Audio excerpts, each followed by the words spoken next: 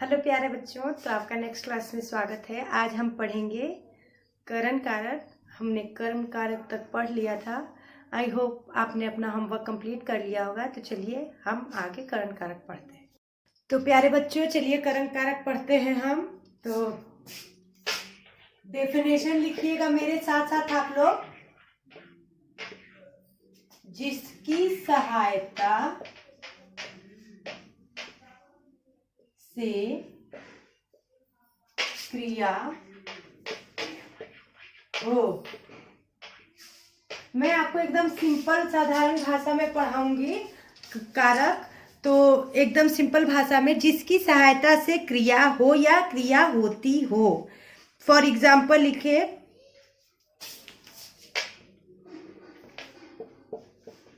बालक कलमेन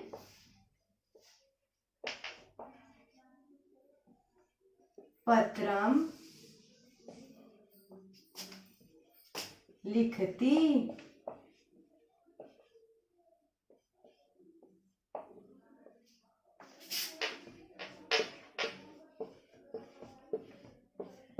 देखिए अब प्यारे बच्चों, बालकः कलमेन पत्रम लिखती, इसमें आप बताइएगा कर्ता क्या है। कर्ता बालक है प्यारे बच्चों। कर्ता क्या है? बालक है। अब देखिए, ये हो गया कर्ता। सबसे पहले तो आप क्रिया पहचान लीजिए। तो लिखना, लिखना एक क्रिया है, पढ़ना क्रिया है, गाना, खाना। तो ये क्या आ गया? क्रिया। ठीक है।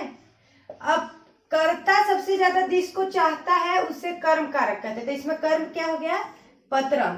क्योंकि बालक पत्र लिखना चाह रहा है ना, तो बालक सबसे ज्यादा किसको चाह रहा है? पत्र को लिखना चाह रहा है। अब देखिए, जिसकी सहायता से क्रिया होती है। अब कलम नहीं रहेगा तो पत्र आप कैसे लिखेंगे? है ना प्यारे बच्चों। तो ये क्या आ जाएगा? करण कारक।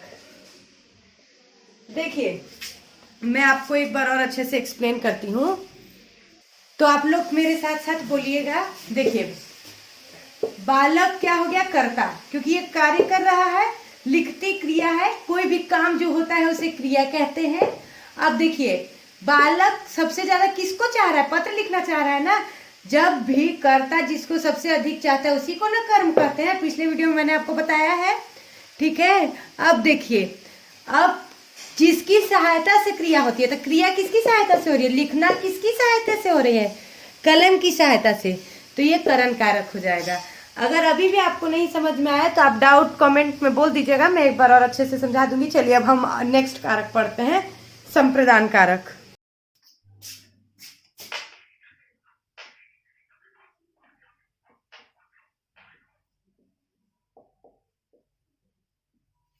अब लिखिएगा प्यारे बच्चों, जिसके लिए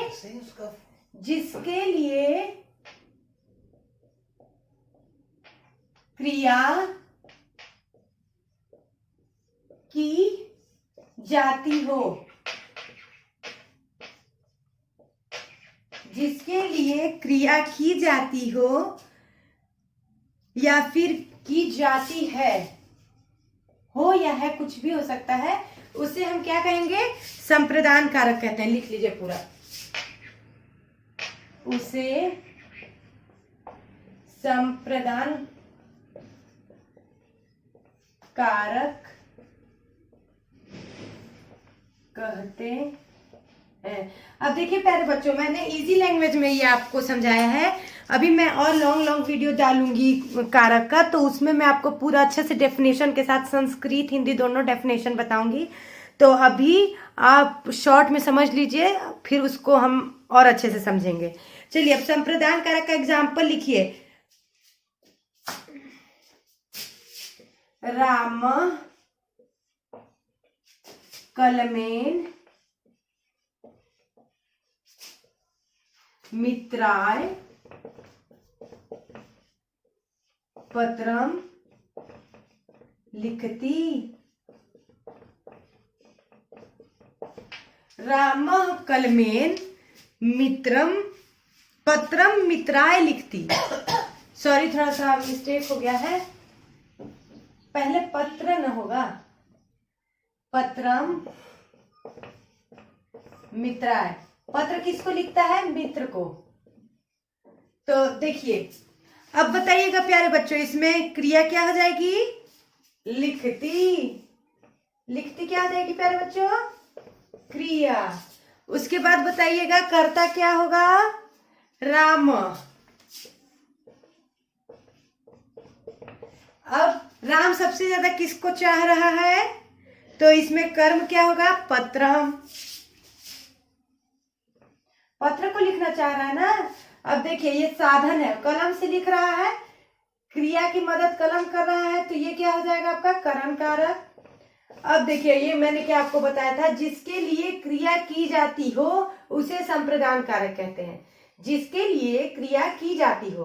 अब किसके लिए क्रिया की जा रही है? मित्र के लिए। मित्र को पत्र लिखा जा रहा है ना, तो ये आपका हो जाएगा संप्रदान। तो हमको लगता है कि आपको समझ में आ गया होगा। अगर आपको कोई डाउट है तो कमेंट में कर दीजिएगा, मैं एक बार और समझा दूंगी। तो चलिए, अब हम क्या पढ़ेंगे प्यारे बच्चों?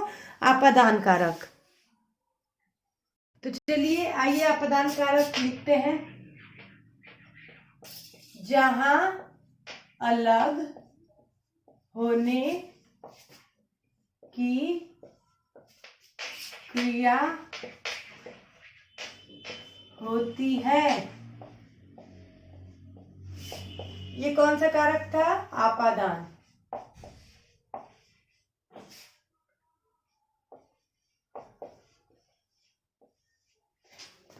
तो आपादान कारक किसे कहते हैं प्यारे बच्चों?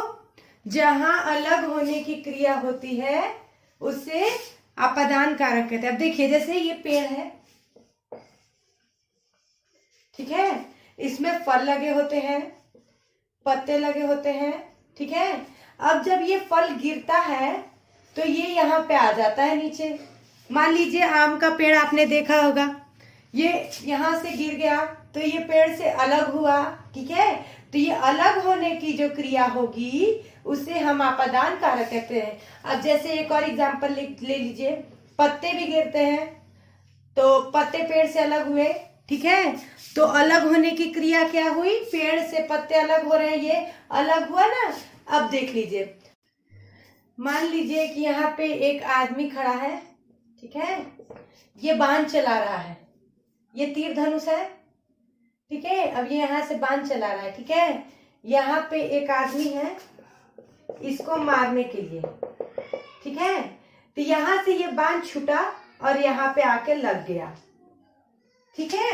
अब यहाँ पे तीर अलग होने की क्रिया हुई ना, ये देखिए, ये तीर बाण जो गया ये अलग होने की क्रिया हुई, तो यही आपादान कारक होता है। फॉर एग्जाम्पल लिखिए, चलिए फॉर एग्जाम्पल में लिखिए, वृक्षात फलम पतति। वृक्षात फलम पतति। वृक्ष से फल गिरते हैं, इसका मीनिंग क्या हो गया प्यारे बच्चों? वृक्ष से फल गिरते हैं। लिखिए, मीनिंग लिखिए, वृक्ष से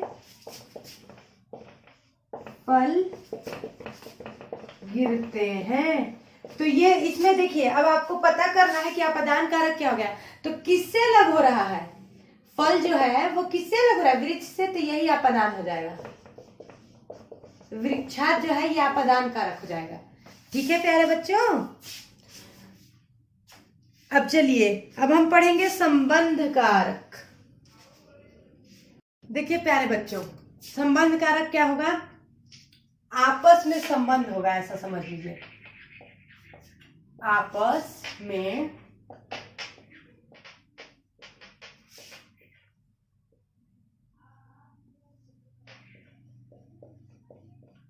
आपस में क्या होगा प्यारे बच्चों? संबंध होगा। ऊपर में हेडिंग दे दीजिए,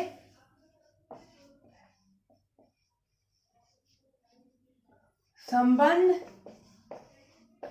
कारक, ठीक है ना प्यारे बच्चों। तो इसका एग्जाम्पल लिख लीजिए, वृक्षस्य फलम।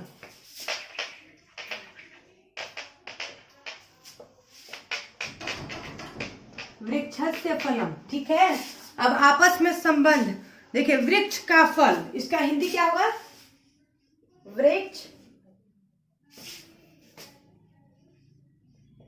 वृक्ष का फल।